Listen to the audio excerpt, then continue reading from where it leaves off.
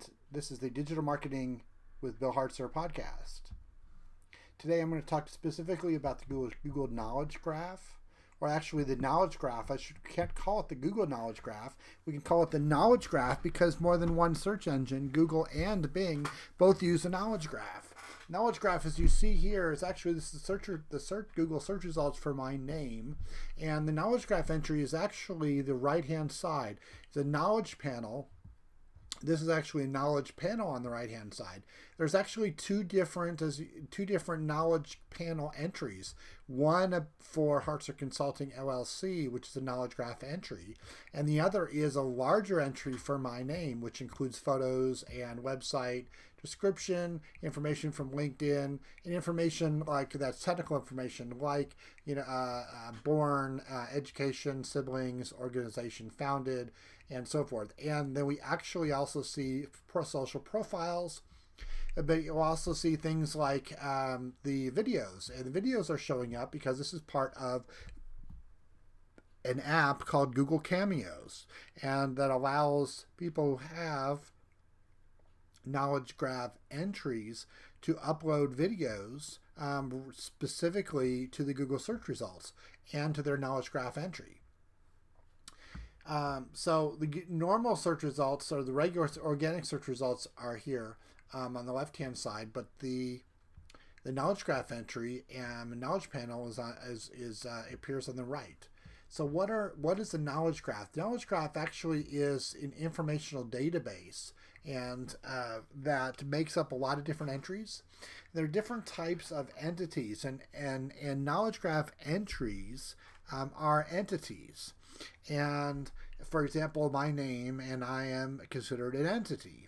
Well, there's also other parts of the knowledge graph, and that includes books, educational organizations, events, local businesses, movie series, music, albums and groups, organizations, essentially, things, people, places, and things, sports teams, video games, rare kind of, websites, if they're popular enough or they're big enough, they warrant an entry.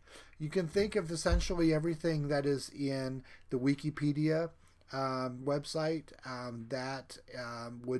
Those are various entities, if you will. So basically, that's an overview of what different information and entities are involved in the knowledge graph and make up the knowledge graph. Knowledge graph information appears not only on Google, but it also appears on the Bing search engine results as well for Microsoft. So you can actually do a search of the knowledge graph API data. And I did a search using the developers.google.com. You can actually do a knowledge graph search and use the knowledge graph search API to query the database. In fact, I put in the query Bill Hartzer, and actually you can see, and you hit execute, you can see the different data that they have, essentially result score. Result score is essentially a calculation that the way Google uses it, essentially, as I understand, is that if there is a tie, if somebody if there's a case where there's more than one Bill Hartzers, which there aren't, but if there were, then the result score would determine which Bill Hartzer they're going to show. If there's a Bill Hartzer that's maybe a famous baseball player or a musical artist, and there's another one that's an internet marketer, the one with the higher score will probably be shown first, shown in the search results in the knowledge graph entry on the knowledge panel. What's important actually to see, what type of entity it is. That particular case, as a person, as a thing, the name, the description, URL associated with it, and also there's an ID. What's important to see is make sure that this entity has a /m/ as the knowledge graph entry, that means that it's actually an entity, and it has a lot more weight than, say, an organization. If you scroll down here, you see an organization entity, and that's a /G, and that is not as powerful. And in the search engine's eyes, it's just not as all I can describe it as being not as powerful or not as trusted. And so even though it might have an entry, you can get an entry in there. If you do have a Google My Business listing, that can get in there. Obviously, this is an organization, a corporation. The reason why it got, I believe, an entry is the fact that it was, so I spoke at a meeting, a luncheon for the Better Business Bureau, the BBB.org. In this particular case, that the name of the event was Lunch, Learn, and Lead, and and social media and so forth. Well, it turns out that obviously there's some interesting information here, because as a result of being included in this event name, the name in the organization was eventually made its way into the Google Knowledge Graph, whereas it got a Knowledge Graph entry, which, even though, which is a different one, which is a smaller entry that I have claimed, but it doesn't have a lot of information, but that's fine. It does have, the website, and it's seen as an entry. If you look and see, there's certain knowledge panels that have not been claimed. If you have not claimed the panel, there will be a claim this knowledge panel, and you actually need to click on that link, and you need to claim that knowledge panel. There are certain ways that you have to prove that you are the person who you say they are. That said, it's important to claim your panel, because then you actually can, once you're logged in, you can get information. You can get there's a way for you, particular, to request changes to any of this data. If there's any data that you don't want included, that can be taken care of. For example, there was one celebrity I was working with, and they did not want their date of birth to be included in there, even though it was in the Internet Movie Database.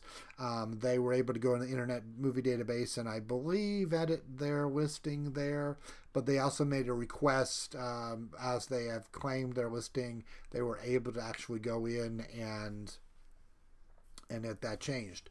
In that particular case as well, the profile that was listed, the YouTube link was pointing to somebody else with the same name who had been doing YouTube videos. Well, this celebrity, didn't have many videos on YouTube, and the profile, even though it was the celebrity, it was pointing to somebody else with the same name on YouTube. We were able to get that fixed because they claimed their listing. That's the only reason we were able to get that fixed and taken care of. So there were a couple of different issues. So it's important if you do have a knowledge graph entry, to get that claimed. So the next section here is fairly new. At least it's new for me. And that actually is top questions answered. And those are, it's interesting because that's actually from the Google Cameos app, Cameos. And the reason why you get actually access to that, you can get access to that while you are, if you do have a knowledge graph entry, if you are identified as a person, and you need to verify that, verify that as person. Obviously I'm a thing, but the type is a person, because they do use, this is more of a personal thing that's done, and I'll explain a little bit about that and how it works. So basically, the app, once you have a knowledge graph entry and you've claimed it and so forth, you need to download the Google Cameos app on your phone. And that's, it's not on desktop, it's not anywhere else, it's only on a phone, either iOS or Android. What you can actually do is apply. So you have to number one, claim your listing, with with a Google account. Number two, go in and download the app, log in with that claimed Google account. Then at that point, you can apply, and you apply through the app. You tell them who you are and so forth, and you hopefully will get accepted. Then once you're accepted, you may or may not get an email that says you're accepted. There's kind of been some issues with that. Some emails going out to invites and so forth that were to people who weren't supposed to get them. But anyway, that's taken care of, I believe. So you'll get access. Then the way the app works, I'm going to take a look at it specifically. Is that you specifically log into the app. They prepare some questions. Then you can actually go to brings up a screen. You have three different options for the fans: trending topics or bookmarked. Those are questions that you have bookmarked. So let's take, for example, for the fans. Click on that, and what you will see specifically is your questions. You can scroll through questions. I was given originally about 8 or 9 questions for the fans, and then the other part is the trending topics, and there's another, again, 8 or 9 questions. So basically at that point, you go through and you can actually click on a question.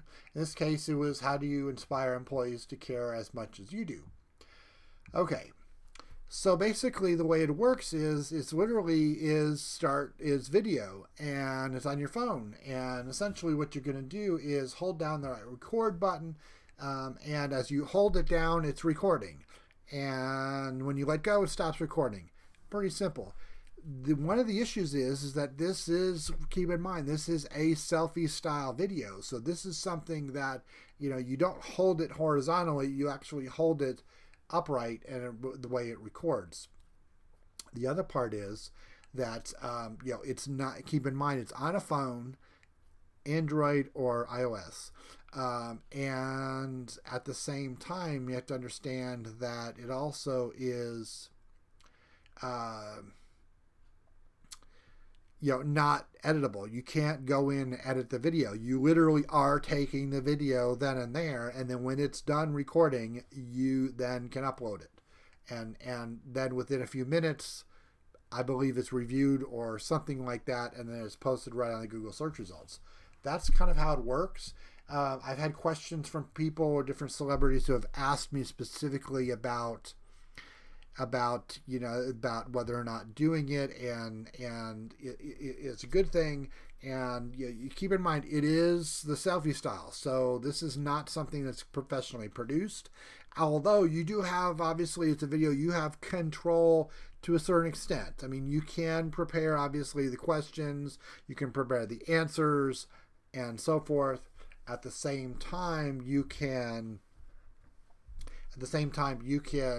control the lighting, makeup, hair, all that kind of stuff, the environment of where it's taken. You theoretically could put it on a tripod, or you could have somebody else hold the record button and while it's recording. But keep in mind, it is a phone, and you're not going to edit it. So that's, it is what it is. So that keep in mind, and the other question is that I've been asked is about the questions. You do not, as a somebody creating these videos, you do not have control over the questions. So their system, or essentially they are. These are questions that they need people to answer. And so they, for where the source of it, I'm not sure. But they're, but again, you are given the questions and you have the opportunity to answer. And so you can scroll through if you can answer them or not answer them. My goal is, as a point, I've been given about 18 or so questions.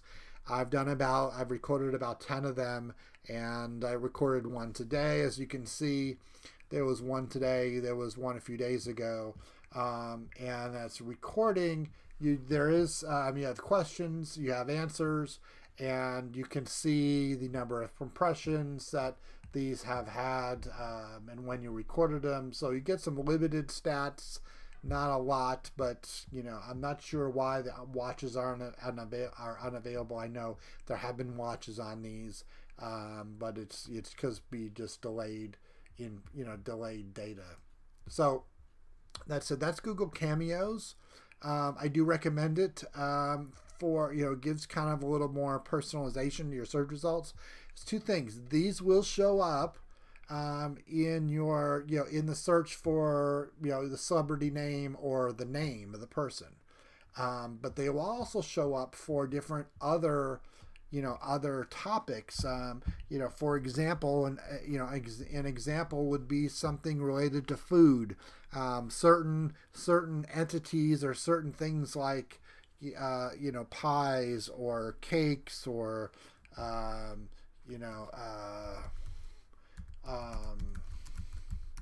trying to think of something.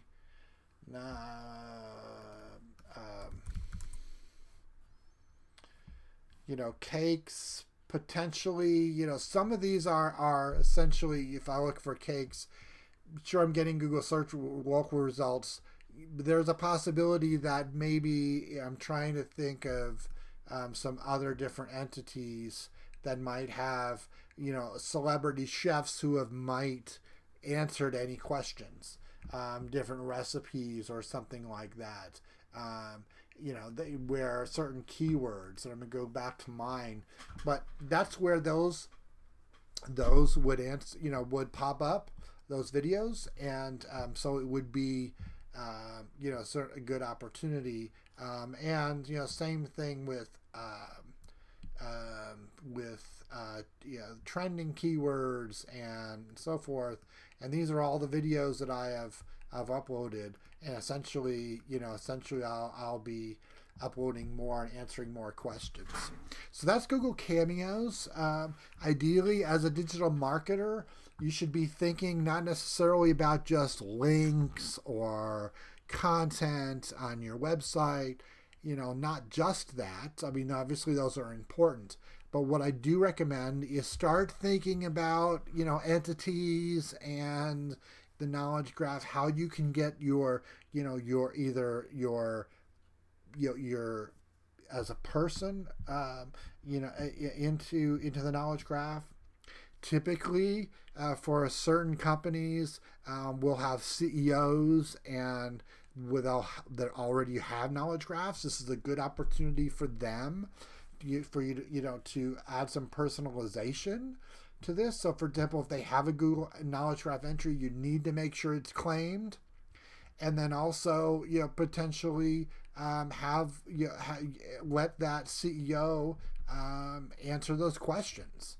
And here's an example. Rand Fishkin example. He in particular has has a knowledge graph entry, but he has not taken the time. He's claimed it. He's not taken the time at all to do Google Cameos, which would be, I would definitely watch him. Looking at other people, other founders. I mean, the founder of Moz has not claimed their knowledge panel. And here's another person that's fairly active, has not claimed their knowledge panel. I'm surprised that a lot of these people have not. And even though, I'm just scrolling through, looking at different people. Again, our author, fairly well-known, entrepreneur, has not claimed their knowledge panel. There are videos where this person speaks. Again, such opportunity here. Is we just go through different people. Claimed knowledge panel, has not done anything with Google Cameos. And same thing. Claimed knowledge panel, no Google Cameos. So it's just a matter of it's taking that time to do that, and working on your own personal brand, your own content. Okay, this has been the Digital Marketing Podcast with Bill Hartzer. And for February 20th, 2020, as things happen and progress and change with anything from Google Cameos to to the knowledge graph and so forth. I'll provide more updates. If you do have any questions about managing a knowledge graph entry, knowledge panel, certainly getting into Google Cameos, doing anything with that, personal branding, branding it with your organization, feel free to get in touch. You can read my blog on billhartzer.com. My agency site is hartzer.com. And I'm fairly active on Twitter as well, Twitter, LinkedIn, and so forth. Again, this has been the Digital Marketing Podcast with Bill Hartzer. Thanks for listening today.